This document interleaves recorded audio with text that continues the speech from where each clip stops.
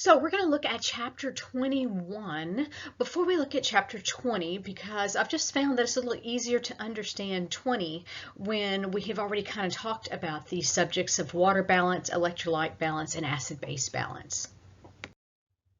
So we also have to keep our acid-base balance in check. This is very important.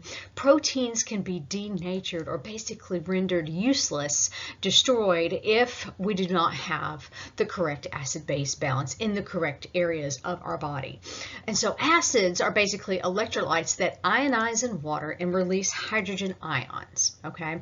Now in chemistry we can define these in 2 or 3 different ways, but for the body we want to think of it as releasing those hydride ions, H+ ions, in solution, okay, in water. And bases will combine with those hydrogen ions, and so they're going to release hydroxide, which is this OH, so hydroxide. So this acid-base balance is important for regulation of those hydrogen ion concentrations in our body fluids. Slight changes in those concentrations can change or affect the rate of our metabolic reactions, especially those controlled by enzymes.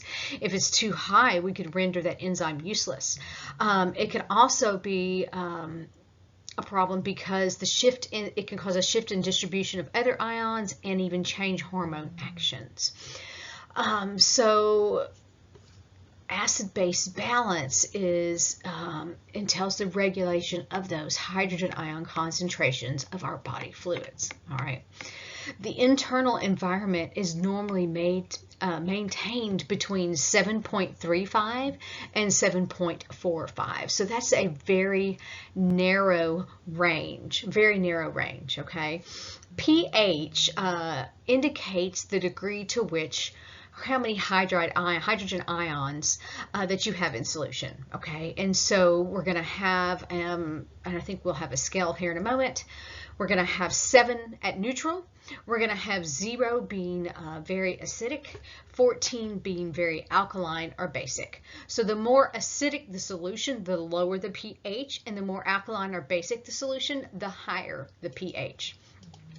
In our body, we have the acid-base buffer system. This is going to help minimize changes in pH by converting strong acids to weak acids, okay? Most hydrogen ions are byproducts of metabolic processes. The digestive tract can absorb some of these, but there are also metabolic sources. Aerobic respiration of glucose, that's going to produce carbon dioxide and water. Carbon dioxide can diffuse out of the cells and react with water in the extracellular fluids to form carbonic acid. The resulting carbonic acid then can ionize and release those hydrogen ions and bicarbonate ions. Incomplete oxidation of, actually let's go back to anaerobic respiration of glucose. This is where glucose is metabolized anaerobically or without oxygen, and it produces lactic acid, which then adds the hydrogen ions to body fluids. Next, we have the incomplete oxidation of fatty acids. The incomplete oxidation of fatty acids is going to produce acidic ketone bodies, and that will increase hydrogen ion concentration. We also have oxidation of amino acids, and those contain sulfur, and those sulfur-containing amino acids yield sulfuric acid, which is H2SO4. That can ionize to release hydrogen ions as well. So hydrolysis of phosphoproteins and nucleic acids is last. Those contain phosphorus. The oxidation of those produce phosphoric acid. Those ionize to release hydrogen ions as well. And the acids, you're going to go from a strong acid to a weaker acid when you lose those hydrogen ions. So that's going to result from metabolism. And so you're going to have these in varying strength, and then they will become weaker acids as they lose those hydrogen ions. And so their effects on the hydrogen ion concentration of bodily fluids can vary. Sulfuric acid is H2SO4, so it only has 2 hydrogen ions. Phosphoric is H3PO4, so it has 3. So that's kind of where this varying degree of effect can occur from. Also, how well it wants to give up that hydrogen ion. So I've kind of already explained a little bit, but just this is the different strengths or some examples of a strong acid versus a weak acid. So a strong acid will either break apart completely or have more hydrogen ions to get rid of. Okay, so it's going to release more hydrogen ions. Weak acids will ionize less completely. So H2CO3 will lose one H plus and become bicarbonate HCO2 negative. Bases, same thing. They ionize more completely if they're strong and less completely if they are weak. Changes either direction in pH can be a problem metabolically, and the body tends to produce a little more acid than base. So an acidic or alkaline, which is the same thing as basic shift, could threaten your internal environment. All right. Normal metabolic reactions do produce more acid, so that is why we tend to be a little more acidic. And we have lots of metabolic reactions, but some of those that are really going to affect pH are going to be metabolism of glucose, amino acids, or fatty acids. And the way we maintain the homeostasis of that acid-base balance is going to be by excreting hydrogen ions, having that acid-base buffer system, and by excreting carbon dioxide through our lungs, through our respiratory system. So we have several different buffer systems, and basically a buffer is something that resists changes in pH, and so it is going to be a compound that can basically soak up or combine with a hydrogen ion or a hydroxide ion. So whether you add acid or base, it can kind of snatch those ions up and keep it from affecting the pH, at least to a certain degree, okay? So like sodium can combine with hydroxide to become sodium hydroxide, or acetate can combine with hydrogen to become acetic acid. They can also take a strong base, a weak base, make a strong base into a weak base, I should say, or convert a strong acid to a weak acid. And so the ones that do these are the bicarbonate buffer system, phosphate buffer system, and the protein buffer system. So the bicarbonate buffer system is found in both intracellular fluid and extracellular fluid. So we have HCO3, which can act as a weak base, and HC2CO3, which is carbonic acid. So we have bicarbonate and carbonic acid. And so it can act as a weak base if it's bicarbonate, or a weak acid if it's got the extra hydrogen ion there. So it can pick up that extra hydrogen ion, and it can also release it. So you can see that here, okay? Right here is carbonic acid, H2CO3. So it can lose it and become bicarbonate. Or if it's bicarbonate, it can gain the hydrogen and become carbonic acid. And so it's flexible that way. And so it can help to soak up the hydrogen in order to keep things from becoming too acidic. It keeps the pH from shifting. And so the phosphate buffer system is also found in intracellular fluid and extracellular fluid. It's important to control hydrogen ions in the intracellular fluid, in the renal tubular fluid, and in urine primarily. The phosphate is HPO4 negative, and it acts as the weak base. So that is this one right here, okay? So it acts as the weak base. It can take up this hydrogen ion and become phosphoric acid, or it can lose it. So either way, it can soak it up, or it can pull and hold on to that H plus, or it can release an H plus to hold on to the OH negative, forming water. And so that's how both of these work, as being able to adjust it to more acidic or more basic, depending on what is encountered. All right, now a protein buffer system. This is like a plasma protein like albumin, or even sometimes hemoglobin in cells. And these have functional groups on them. And these functional groups can actually act as a buffer. Like you could have carboxylic acid, which is the COO, or if it's the acid, it will be COOH. And this can be on the end of an amino acid. So if it drops the H, it can release this hydrogen ion and becomes the COO negative. And that's reversible. It can take that hydrogen ion up as well. You can also have an amine group, which is the NH2. It can pick up an extra hydrogen and become NH3, which is ammonia, all right? Or it can donate the H. And so those are on the end of certain proteins on the amino acids, okay? And so they can kind of buffer as well. Let's look at how the respiratory center in the brainstem helps us to regulate the hydrogen ion concentrations. And it does so by controlling the rate and depth of breathing. So when stimulated, the respiratory center increases the depth and rate of breathing. The lungs in turn will excrete more carbon dioxide, helping the hydrogen ion concentration to return to normal. Conversely, if your body cells are less active, concentrations of carbon dioxide and hydrogen ions in the body fluids remain low, breathing rate and depth fall.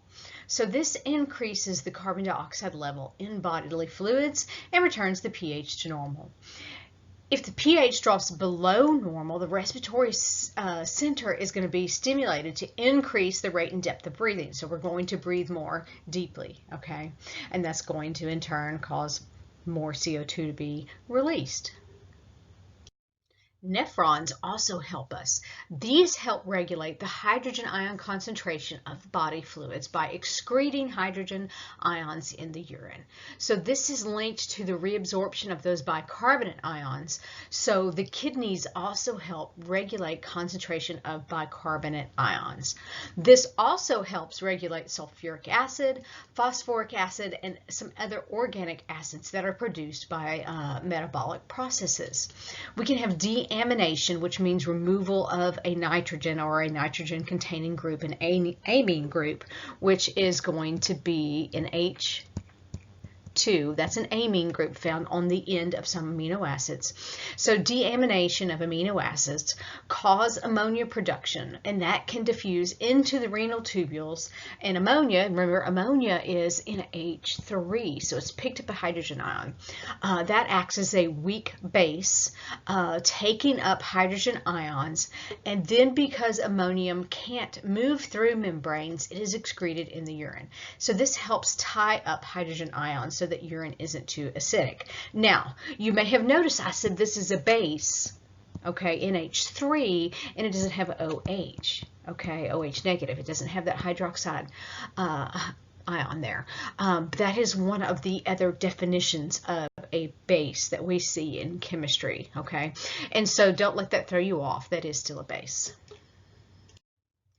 So various regulators of these hydrogen ion concentration can operate at different rates. We have those acid-base buffers, and they can work really quickly, or they can convert strong acids or bases into weak acids or bases almost immediately. So these can really work on the fly, so to speak, which is very important, because if your pH is off from that 7.35 to the 7.45, you can start to denature those proteins, which act as enzymes, and it can really cause problems. So these chemical buffer systems are kind of like the body's first line of defense, or the first responses, first defenders in responding to shifts in pH. Physiological buffer systems like respiratory, renal mechanisms, those function a little bit more slowly, and so those are the second line of defense. The respiratory mechanism can require several minutes to actually begin resisting a change in pH, and the renal mechanism can actually take 1 to 3 days to regulate a change. So we need these first line of defense guys to try to hit things first, and then this second line of defense will come in and try to help keep things at a normal level. So a synopsis here is going to be acid-base imbalances, okay? Buffer systems keep the pH range in check. A pH below 7.35, that's our magic number here, is going to be acidosis. So anything that goes, I want to say below, but it's more acidic. Any number below 7.35 is going to cause an acidosis because it's more acidic. Anything above our 7.45 will cause an alkalosis. This can be caused by respiratory disturbances if related to respiratory function, metabolic disturbances. Anything below 6.8 or above 8 can be life-threatening within just a few hours. So acidosis, we have said, results from an increase in the hydrogen ion concentration. So increase in acids, but can also occur due to a decrease in bases. So an increase in the acidic content or a decrease in the basic or alkaline content. And so this can occur due to things like diabetes mellitus, where we have fatty acids reacting to produce ketone bodies, which lead to metabolic acidosis. Also, you can have increased carbon dioxide in the blood causing acidosis when you have respiratory issues, and that's called respiratory acidosis. And if it's long-term, kidneys can't excrete enough acids through the urine, and it will cause a more longer-term issue. Metabolic acidosis can be compensated for with, of course, that increased breathing and rate and depth that we discussed. Alkalosis can be caused by things like prolonged vomiting. Well, and remember, alkalosis is the decrease of H+ ions or the increase of alkaline OH hydroxide ions. It can be caused by prolonged vomiting, hypovolemia, which is a decreased blood volume, the use of diuretics, and again, if this is sustained, it can be due to renal impairment. So we have those two major types of acidosis, the respiratory acidosis and the metabolic. Respiratory is where carbon dioxide accumulates, which can result from factors that hinder your pulmonary ventilation. Injury to the respiratory center of your brain stem can decrease the rate and depth of breathing. Obstruction in your air passage can interfere with air movement into the alveoli.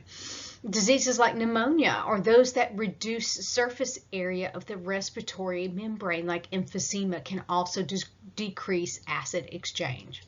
When pH returns to normal due to the physiological buffer systems, the acidosis is said to be compensated. So your body has compensated for the change. We already talked about what these can be caused by.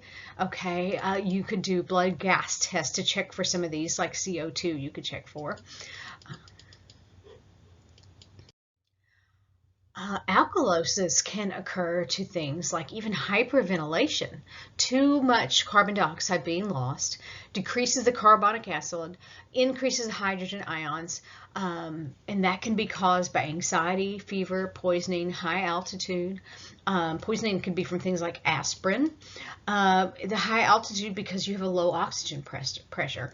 And the symptoms there of respiratory alkalosis are lightheadedness, agitation, dizziness, and tingling sensation, some of which you're probably familiar with if you have ever hyperventilated.